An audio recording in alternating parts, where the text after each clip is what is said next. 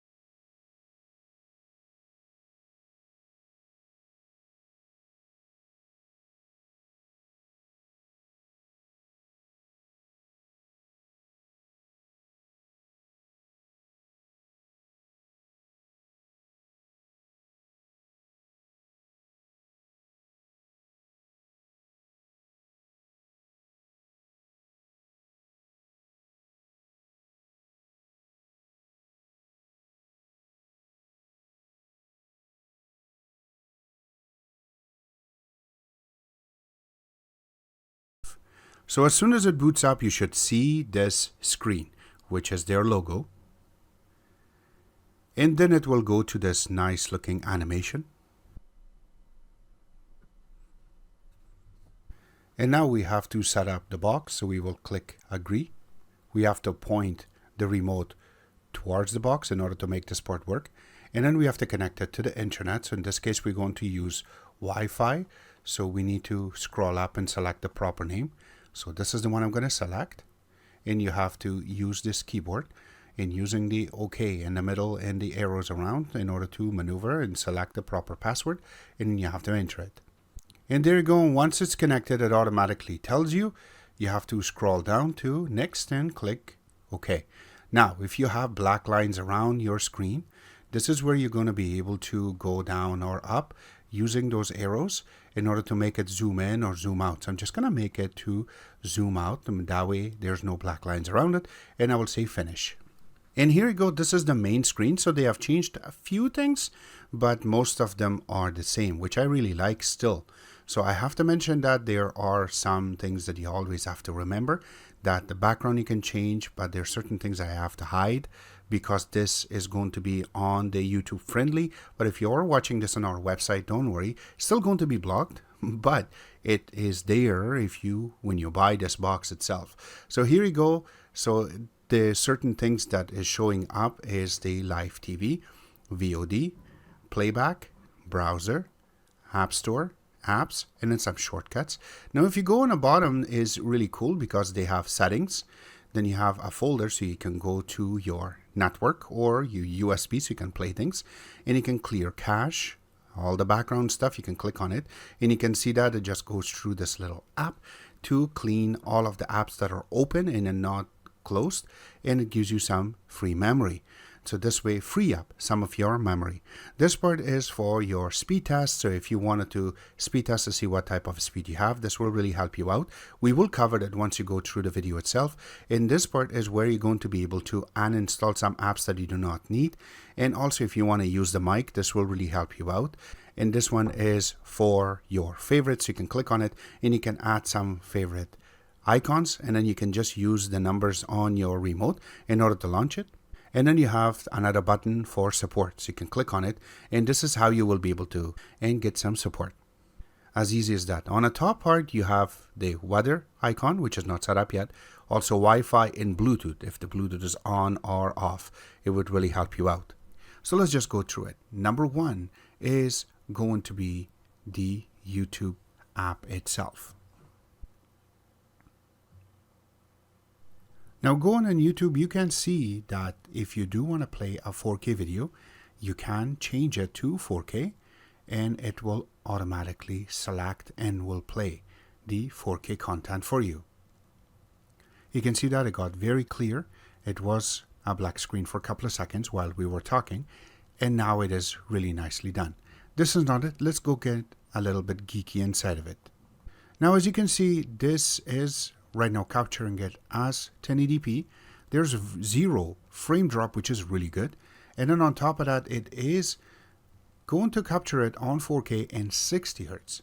That's what we really like to see. In a lot of different boxes, even the older ones, only on 30 frames per second. This one is not. Again, you can see the codecs is on VP9 and it is using MP4A, which means is the quality will be better and the data that you're going to download will be less, but again, it's going to be divided better. So that way you have less pixelization on your box when you're watching something on YouTube. I really like this. The next thing we will be going to is Geekbench. Now we have already processed Geekbench, and you can see that for single core we received 112, and for multi-core we received 386, which is a really good number for this box running on OS 12. The next thing we will be playing with will be the AIDA64. Now the best thing is that this bad boy has a lot of information. We'll be complying with this roughly about 85%. So let's go through to see what we can find out. You can see the name of the manufacturer says Google. The model number is correct, which is Superbox S5MAX. The brand still says Google. Going down to hardware, all the information is there. But if you want to see the RAM, it's 4 GB, and it shows how much total memory is available for you to use. And then going under the memory itself, which is the storage, it is saying that, there you go, it tells you that it has 64 GB of internal storage, and how much is available is underneath of it. So we didn't install a lot of apps, but you can see that how good it is. The Bluetooth on this, it still tells you that it is 4+. Now when you want to go to CPU, on the top it will tell you that this is running Allwinner H313 and H616, which is not that bad of a chip. But when you go to architecture, you can see that it is running on quad-core processor Cortex A53, which is running on 1512 megahertz, which is not that bad. But again, the ARM itself is 64-bit, but is running on 32. And here is the 4-core, and what is the maximum it goes from, and 2. So it does use full. And you can see the CPU utilization is roughly about 14%. And I don't see it going higher than that. When we go to display, the native resolution on this is 1080p, and the GPU on this is Mali G31, which is a single core processor. And on top of that, the OpenGL on this is 3.2, which means if you want to play with some games, it will run it for you very smoothly. Now the network on this 5G band is supported. You can see it right over here. The next part is what Android we're using. You can see this is Android 12, and then the API level is 31. Now here is the terminal information and how hot it will get. So you can see the CPU, the GPU, also the RAM, it's all been indicated there. Under codecs, it has a lot of codecs that are part of this, but AV1 is not part of it. But I do not believe you really need it, since this box does not support it, and on top of that, everything else is working perfectly. So I do not believe you really need that unless you are going to use different type of apps for your television. When it comes to apps, it has a lot of apps that are involved in it, but you were watching this on YouTube, so we cannot really cover that part. But yes, if you do have a update available, you can click on OTA and it will update. But nowadays, they're not really going to share any updates because this box have the latest one. And if it comes in the future, I'm sure you're going to see it. Now, playing with something like Netflix, it will provide you a 480p, but you do need to have an Air Mouse remote in order for you to play with the app. And also, if you want to go to Disney Plus, you do require, it will provide you a 1080p maximum quality, which is HD, but you do not really need to have an Air Mouse remote since the app is user-friendly to play with. Now, I do not want to forget to let you guys know that for Netflix and Disney Plus, you do require to get a subscription in order for it to play. And how you can get the subscription is going to their website. For Netflix, you need to go to netflix.com, and for Disney Plus, you need to go to disneyplus.com website to get your own subscription, and then you will be able to log in and use it. The next thing we're going to launch will be the VLC Player.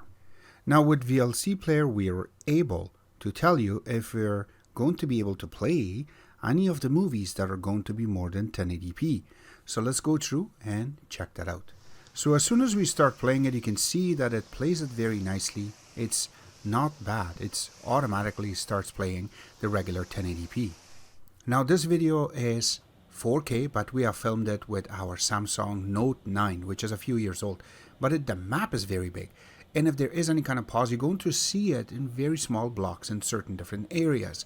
But you can see that there is no pause. It's nicely playing. You can see all the leaves are blowing in the wind properly. There's little birds that are playing on the top, which is really smoothly. So I'm still trying to look for those because my screen is very small. And I'm trying to figure it out to see where they are. But it looks very smooth. So that means as the regular 4K playing on this is fine. Now trying to play a 10-bit 4K video, it automatically just goes through and a pause. So maybe you can hear the voice, but that's about it. There's no video. So 1080p works fine. 4K do work. But again, if you want to play a 10-bit, it's not going to play. And this is what happens when you're clicking on it. But it's not really doing any kind of work for us. So it's just going to pause the video, and also certain other tasks that you want to process will be a little bit slower. So you do have to clear the background apps, and then it will work perfectly. Now the next thing I want to go to will be the speed test. Now here you go. This is our speed test. I have tried to play with it twice on the landline and then twice on the Wi-Fi, and you can see that the numbers are not that much far apart from each other. Something like when we tried it first time on the landline, I only got 70.9 and my upload rate was 31.1, while I have 1.5 gigabit of internet and 52 megabit of upload.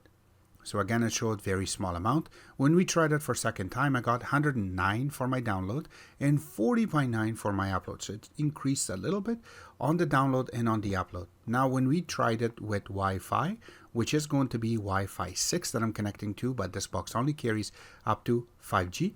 So you can see that I got 106, which is really good, just like the landline. It's over 100 megabit, by the way. And then my download rate was 38.2, which is really good. And when we tried for a second time, I got a little bit better number for my download, which was 107, and then 33.5 for my upload. Again, it's really good when it comes to the Wi-Fi itself. Now, if you want to check the ping, it was roughly about 17 to 20 in total through this test. This was our take. All the links will be available at the bottom of the video, and I hope you guys like our video. If you do like it, click the like button, subscribe button on the top, comment on the bottom. Always remember to visit our own website, which is exitex.info. Like us on Facebook, follow us on Twitter, Instagram, and other social networking places, and thank you.